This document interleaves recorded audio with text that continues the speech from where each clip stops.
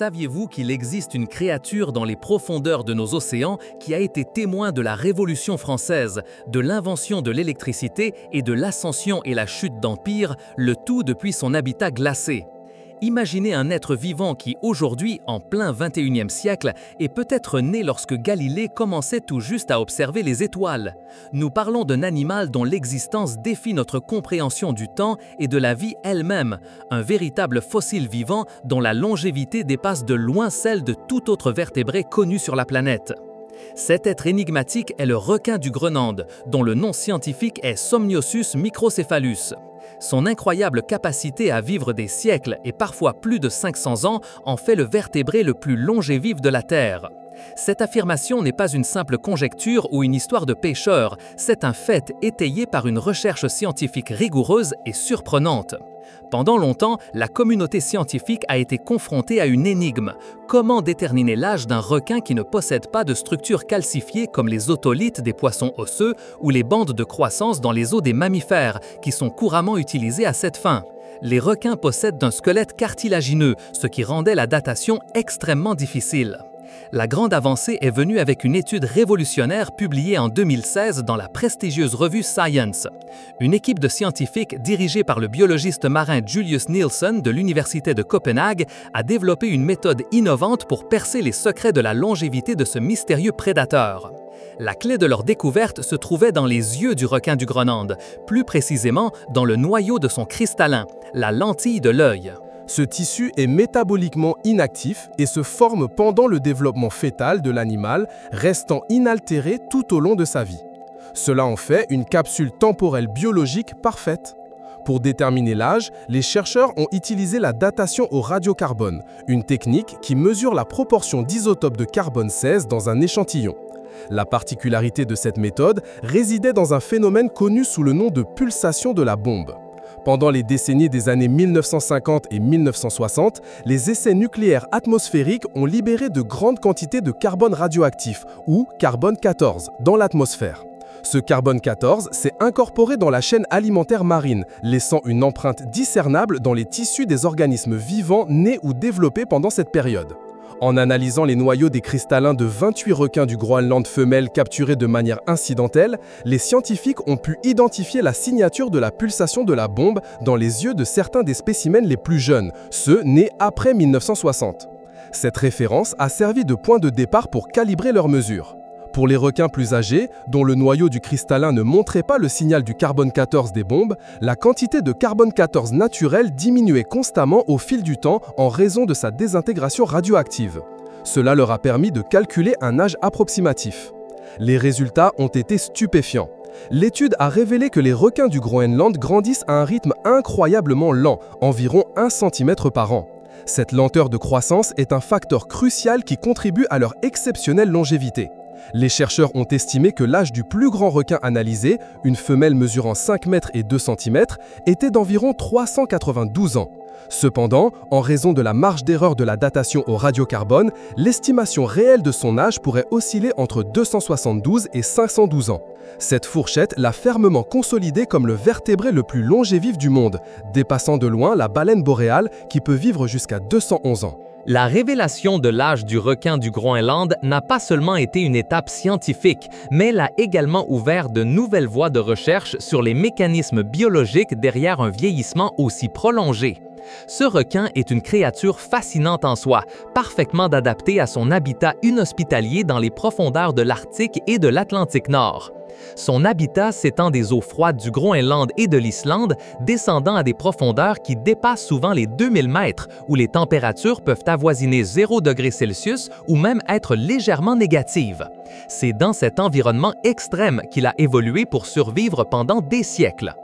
Les caractéristiques physiques du requin du Groenland sont aussi singulières que son espérance de vie. Il peut atteindre des tailles monumentales, avec des spécimens dépassant les 6 et même les 7 mètres de long, ce qui en fait l'un des plus grands requins prédateurs du monde, seulement dépassé par le requin blanc et le requin-baleine, bien que ce dernier soit un filtreur. Son poids peut facilement dépasser les 1000 kg. Il possède un corps robuste et cylindrique de couleur gris-brun à noir, ce qui lui permet de se camoufler efficacement dans les eaux sombres des abysses.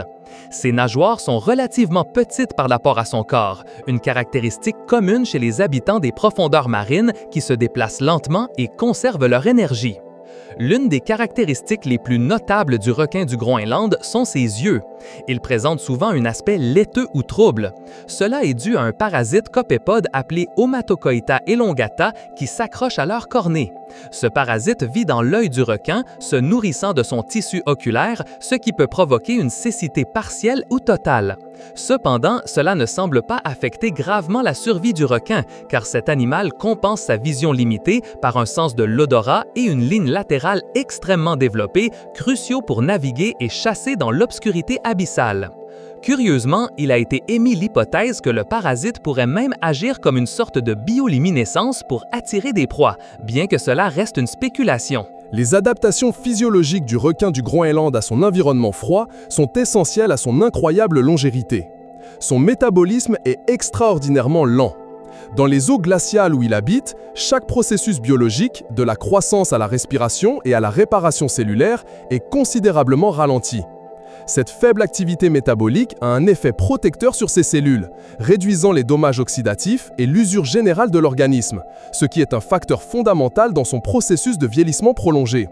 C'est une espèce poikilotherme, ce qui signifie que sa température corporelle s'égalise à celle de l'eau environnante. Cela lui permet de conserver une énorme quantité d'énergie que d'autres animaux à sang chaud dépensent pour maintenir une température corporelle constante. En plus de son métabolisme lent, le requin du Groenland a développé une chimie corporelle unique. Ses tissus contiennent de fortes concentrations d'oxyde de triméthylamine, connu sous le nom de TMAO, un composé qui agit comme un cryoprotecteur naturel, protégeant ses protéines et enzymes des basses températures et des pressions extrêmes des profondeurs. Ce composé empêche non seulement la formation de cristaux de glace dans ses cellules, mais aide également à maintenir l'intégrité structurelle de ses biomolécules dans des conditions de stress environnemental. Son mode de vie est à faible énergie. Il se déplace lentement et paresseuse, conservant au maximum sa précieuse énergie. Ce n'est pas un prédateur qui poursuit ses proies à grande vitesse, mais qui compte sur la surprise, la furtivité et la charogne. Malgré sa lenteur, le requin du Groenland est un prédateur apical dans son écosystème, un super prédateur des profondeurs arctiques. Son régime alimentaire est étonnamment varié et opportuniste. Il se nourrit principalement de poissons des profondeurs, tels que d'autres requins plus petits, des raies, des morues, des flétans et des poissons-lunes. Mais ce qui est vraiment surprenant, c'est que des restes de phoques et même de rennes et d'ours polaires ont été trouvés dans le contenu stomacal de certains spécimens. Il est très probable que ces derniers ne soient pas activement chassés par le requin à la surface, mais qu'ils soient des charognes d'animaux qui tombent à l'océan ou sont emportés en mer par les courants. Sa stratégie de chasse est basée sur l'embuscade, utilisant son odorat aiguisé pour détecter les proies dans l'obscurité et ses mâchoires dotées de dents acérées pour les attraper. La reproduction du requin du Groenland est un autre aspect directement influencé par sa longévité. Il s'agit d'une espèce ovovivipare, ce qui signifie que les œufs éclosent à l'intérieur de la mer et que les petits naissent vivants. Cependant, ce qui est le plus frappant, c'est le temps qu'il lui faut pour atteindre la maturité sexuelle. Les femelles ne sont pas capables de se reproduire avant d'avoir environ 150 ans, et dans certains cas, on estime que ce processus pourrait prendre encore plus de temps. Les mâles présentent également une maturité sexuelle tardive, bien que légèrement plus tôt que les femelles. Cette maturité sexuelle extrêmement tardive est un facteur critique de sa vulnérabilité. Si un grand nombre de jeunes ou d'adultes sont éliminés, la population mettra des siècles à se reconstituer, ce qui la rend très sensible à la surpêche. La période de gestation de ce requin est également hypothétiquement très longue, bien que des données précises soient difficiles à obtenir en raison de la difficulté d'étudier ces animaux dans leur habitat naturel. On estime qu'elle pourrait durer plusieurs années, produisant un nombre relativement faible de petits à chaque mise bas, peut-être jusqu'à 10 ou plus. Le faible taux de reproduction, combiné à sa croissance lente et sa maturité tardive, souligne l'équilibre délicat de son cycle de vie et l'importance de protéger cette espèce. Chaque individu est un trésor génétique et un témoignage vivant de l'adaptation extrême. Au cours de l'histoire, le requin du Groenland a eu une interaction particulière avec les cultures indigènes et les populations côtières de l'Arctique, notamment dans des lieux comme l'Islande et le Groenland. Bien que sa chair fraîche soit toxique pour la consommation humaine en raison des fortes concentrations d'oxyde de triméthylamine qui, une fois digérée, se transforme en une toxine provoquant des effets similaires à l'ivresse, connue sous le nom de maladie du requin, les peuples autochtones ont développé des méthodes traditionnelles pour la transformer. L'exemple le plus connu est le hakarl islandais, une délicatesse locale. La chair du requin du Groenland est enterrée sous terre pendant plusieurs semaines ou mois pour qu'elle fermente, puis elle est suspendue pour sécher et durcir à l'air libre pendant plusieurs mois supplémentaires. Ce processus de fermentation et de séchage élimine les toxines, rendant la chair comestible. Bien que son odeur soit extrêmement forte et son goût très particulier, le hakarl a été une source de nourriture importante dans les régions où les ressources étaient rares. En plus de la chair, l'huile de son foie était historiquement utilisée pour les lampes et comme lubrifiant. Ces pratiques traditionnelles, bien que culturellement significatives, sont aujourd'hui beaucoup moins courantes en raison de la disponibilité d'autres sources de nourriture et d'énergie. Malgré son impressionnante résistance au temps, le requin du Groenland n'est pas immunisé contre les menaces modernes. Actuellement, l'Union internationale pour la conservation de la nature le classe comme quasi menacé. La principale menace pour cette espèce est la capture accidentelle, connue sous le nom de prise accessoire, lors des opérations de pêche commerciale. Bien qu'il ne soit pas une espèce ciblée, il est accidentellement capturé dans les chalutes et les palangres destinés à d'autres espèces de poissons comme le flétan ou la morue. Étant donné son cycle de vie extrêmement lent, la perte de quelques individus adultes seulement peut avoir un impact dévastateur et à long terme sur la population. Une femelle qui met 150 ans à atteindre la maturité est une ressource biologique irremplaçable à court et moyen terme. Un autre facteur de préoccupation est le changement climatique. À mesure que les eaux de l'Arctique se réchauffent en raison du réchauffement climatique, l'habitat préféré du requin du Groenland, qui sont les eaux froides et profondes, pourrait se réduire. Cela pourrait les forcer à chercher des réfugiés plus profonds ou des latitudes plus au nord, impactant leur chaîne alimentaire et leur schéma de migration. La recherche directe limitée sur cette espèce dans son habitat difficile d'accès et profond signifie également qu'il y a beaucoup de choses que nous ignorons encore sur son écologie, son comportement et la taille réelle de ses populations, ce qui complique les efforts de conservation. Beaucoup plus de recherches sont nécessaires pour pleinement comprendre sa biologie et assurer sa protection. La longévité du requin du Groenland a suscité un immense intérêt au sein de la communauté scientifique, non seulement pour sa valeur intrinsèque en tant qu'espèce, mais aussi pour ce qu'elle pourrait nous apprendre sur le vieillissement et la durée de vie d'autres organismes, y compris l'être humain. Rechercher les mécanismes cellulaires et moléculaires qui permettent à ce requin de vivre pendant des siècles pourrait révéler des secrets fondamentaux sur la réparation de l'ADN, la résistance au cancer et le ralentissement des processus dégénératifs associés à l'âge. Nous pourrions découvrir de nouvelles voies pour combattre les maladies liées au vieillissement ou même prolonger la vie d'autres espèces. La quête de la source de sa jeunesse biologique éternelle pourrait mener à des avancées significatives en biomédecine et en gérontologie. Les scientifiques s'intéressent à l'étude de ces protéines uniques, de ces voies métaboliques et de la manière dont ces cellules évitent l'accumulation de dommages qui mènent normalement au vieillissement et aux maladies chez d'autres animaux. Par exemple, malgré sa taille et son âge, le requin du Groenland semble avoir une résistance notable au cancer. Comprendre comment il y parvient pourrait fournir des informations cruciales pour le développement de nouvelles thérapies contre cette maladie chez l'homme.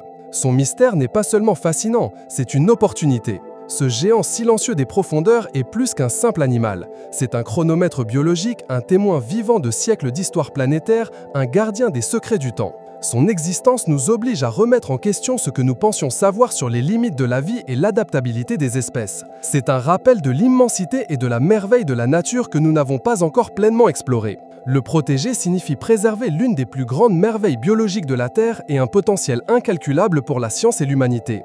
Sa longévité est un phare d'espoir pour la recherche et un appel à l'action pour la conservation de nos océans et de leurs habitants les plus extraordinaires. Si cette incroyable histoire de longévité et d'adaptation vous a autant fasciné que nous, n'oubliez pas de vous abonner à la chaîne Explorando.